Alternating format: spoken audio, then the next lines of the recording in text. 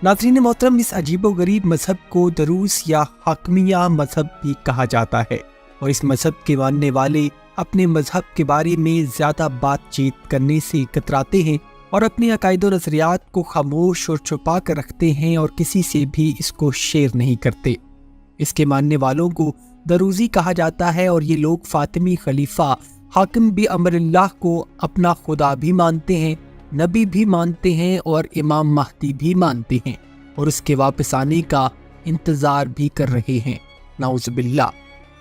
नाज़रीन मोहतरम, दरूस मजहब 10वीं सदी ईस्वी में वजूद में आया, जिसके अकायद और नज़रियात कुछ इस्लाम, कुछ हिंदू मत और कुछ यहूद मजहब से अखज़ शुदा हैं और जिसका ओरिजिन इस्माइली शिया फ़िरके से है, जो बाद में इससे अलहदा होकर एक मजहब की शक्ल इख्तियार कर गया। फातमी सल्तनत का छठा खलीफा और इस्माइलियों का 16वां इमाम हाकिम बि अमरिल्लाह इस मजहब का बानी है। हाकिम फातमी सल्तनत का वो कज़्ज़ाब हुक्मरान था जो सिर्फ 11 साल की नाबालिग उम्र में ही बरसरे इक़्तिदार आ गया और ताकत का नशा इसके सर पर ऐसा चढ़ा जिसने इसके ईमान को कुफ्र और शिर्क के आला मुकाम तक पहुंचा दिया। ये शख्स बचपन से ही पागलों जैसी सिफात का हामिल था और अपनी इंतहाई फजूल और ऊट पटांग हरकतों और फैसलों की वजह से भी तारीख में खासा नुमाया है। हाकिम बि अमरिल्लाह ने पहले नबूवत का झूठा दावा किया और फिर खुदाई का दावा कर डाला। नाउज़ुबिल्लाह। इसने अपने खुदाई दावे को आजमाने के लिए दुनिया के निज़ाम को ही तब्दील कर देना चाहा और इसने रात को दिन से और दिन को रात से तब्दील कर दिया। और बेशक अल्लाह ने कुरान पाक में इरशाद फरमाया कि मैंने दिन काम के लिए और रात को इंसान के आराम के लिए तश्कील दिया। तो इस बदबख्त शख्स ने अल्लाह के इस हुक्म को ही तब्दील कर दिया और ये हुक्म दिया कि जो काम दिन में किए जाते थे उनको रात में किया जाए और दिन को आराम के लिए मुख्तस कर दिया गया। यानी इस शख्स ने खुदाई का दावा करके अल्लाह के हुक्म की नफी कर दी। ये शख्स अपना दरबार भी रात में ही लगाता था। अपनी हुकूमत के इब्तदाई दौर में इस शख्स ने औरतों को इतनी आज़ादी दे रखी थी कि वो बेपर्दा सच सवर कर आज़ादाना बाजारों में घूम फिर सकती थी और इस नरम रवैये की वजह से पूरा इलाका अय्याशी और बेराहवी की अमाजगाह बन गया। फिर हाकिम बिन अमरिल्लाह को होश आया तो उसने ऐसे सख्त कवानीन लागू कर दिए कि औरत का पर्दा तो दूर, औरत के घर से बाहर कदम रखने पर भी पाबंदी आयद कर दी गई। हत्ता कि औरत अपने घर के दरवाजे से भी बाहर झांक नहीं सकती थी। हाकिम अहले सुन्नत फिरके से सख्त बुग़्ज़ रखता था और उसने अपनी सल्तनत पर नमाज फजर पढ़ने पर पाबंदी आयद कर दी थी और रमज़ानुल मुबारक में तरावी की नमाज को भी मौकूफ़ कर दिया गया था। उसने अपनी सल्तनत में चाय और मछली पर सख्त पाबंदी आयद कर रखी थी। जो भी मछली पकड़ता या उसको खाता पकड़ा जाता वो सख्त तरीन सज़ा का हकदार ठहरता। नाज़रीन मोहतरम, हाकिम बि अमरिल्लाह पर इक़्तिदार की ताकत का ऐसा भूत सवार हुआ कि उसने ये दावा कर दिया कि अल्लाह खुद उसकी ज़ात में हलूल कर चुका है और जब लोग मुझे देखें तो मेरे सामने सजदा करें और अगर कहीं मेरा नाम सुने तो अदब से झुक जाएं, क्योंकि अल्लाह उसकी शक्ल में दुनिया में तशरीफ़ ले आया है। नाउज़ुबिल्लाह। इसके कुछ दरबारी और इसके करीब कई लोगों ने हाकिम की चापलूसी और खुशामद में उसको खुदा तस्लीम करना शुरू कर दिया था और साथ साथ इसका प्रचार भी करना शुरू कर दिया था और इस अकीदे को बाकायदा एक मजहब का दर्जा इसी के एक दरबारी हमजा बिन अली बिन अहमद नामी शख्स ने दिया, जो हाकिम का करीबी दोस्त और मुशीर ख़ास भी था। आने वाले दौर में जहाँ इस मजहब को शदीद मुखालफत का सामना करना पड़ा, लेकिन साथ साथ हाकिम के करीबी हल्के के लोगों ने इस मजहब के प्रचार पर काफ़ी ज़्यादा काम किया और इसके चलते दरूज़ी मजहब में बड़े पैमाने पर इजाफा होता चला गया।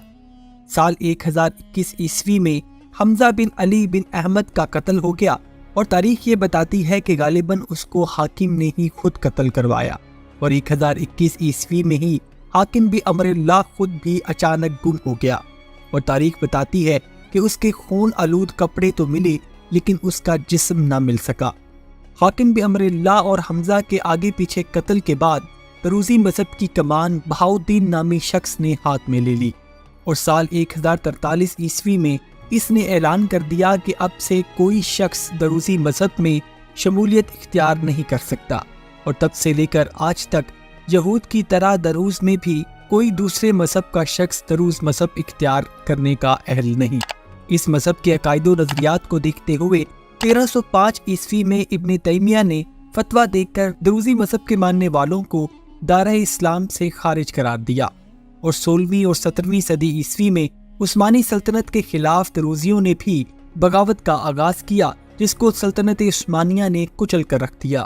اور یہ دروز ہی تھے جو عرب اسرائیل جنگ میں اسرائیل کے ساتھ مل کر عرب ممالک اور فلسطین کے خلاف لڑے۔ اور آج کے دور میں دروز کو مجموعی طور پر چاہے وہ شیعہ فرقہ ہو یا اہل سنت، دروز مذہب کو غیر مسلم ہی تصور کیا جاتا ہے، اور اس کے ساتھ ساتھ دروز بھی خود کو مسلم نہیں مانتے۔ دروز کمیونٹی کے لوگ مشرق وسطی، لبنان، شام، مقبوضہ فلسطین یعنی اسرائیل میں زیادہ تر پائے جاتے ہیں، اور ایک اندازے کے مطابق دنیا میں اس وقت ان کی کل تعداد 20 لاکھ کے قریب ہے۔ ناظرین، جہاں تک ان کے عقائد و نظریات کی بات ہے تو یہ لوگ خود کو موحدین کہتے ہیں اور ایک اللہ پر یقین تو رکھتے ہیں لیکن وحدت الوجود کے قائل ہیں۔ لیکن دروز مذہب میں بعض دروزی حاکم بامر اللہ کو خدا، کچھ اللہ کا نبی اور کچھ امام مہدی مانتے ہیں کہ جو واپس آئے گا، نعوذ باللہ۔ دروز کی مقدس کتاب رسائل الحکمہ ہے، جس کو اسی حمزہ بن علی بن احمد نامی شخص نے تحریر کیا تھا، جو حاکم بامر اللہ کے قریبی ساتھیوں میں سے تھا، اور اس کتاب کے 111 رسائل ہیں۔ دروز کی عبادت گاہوں کو خلوت خانہ کہا جاتا ہے، اور ان کا مرکزی خلوت خانہ البیازا شام میں موجود ہے۔ نہ تو کوئی شخص دروز مذہب میں شامل ہو سکتا ہے، اور نہ ہی کوئی غیر دروز مذہب کی لڑکی سے شادی کر سکتا ہے، اور نہ ہی کوئی دروز کسی دوسرے مذہب کی لڑکی سے شادی کر سکتا ہے۔ دروز میں 2 قسم کے لوگ پائے جاتے ہیں، ایک وہ ہیں جو سینئر دروزی ہیں جن کو عقال کہا جاتا ہے، اور دوسرے جونیئر دروزی ہیں جن کو جہال کہا جاتا ہے۔ ان کی مقدس کتاب رسائل الحکمہ کو صرف سینئر دروز عقال ہی پڑھ سکتے ہیں۔ جہال دروزی کو یہ کتاب پڑھنے کی اجازت نہیں ہے۔ یہ لوگ اپنے مذہب کو انتہائی خفیہ رکھتے ہیں، حتیٰ کہ اپنے بچوں کو اپنے مذہب کی تعلیم اس وقت تک نہیں دیتے جب تک وہ 40 برس کی عمر کو نہ پہنچ جائیں۔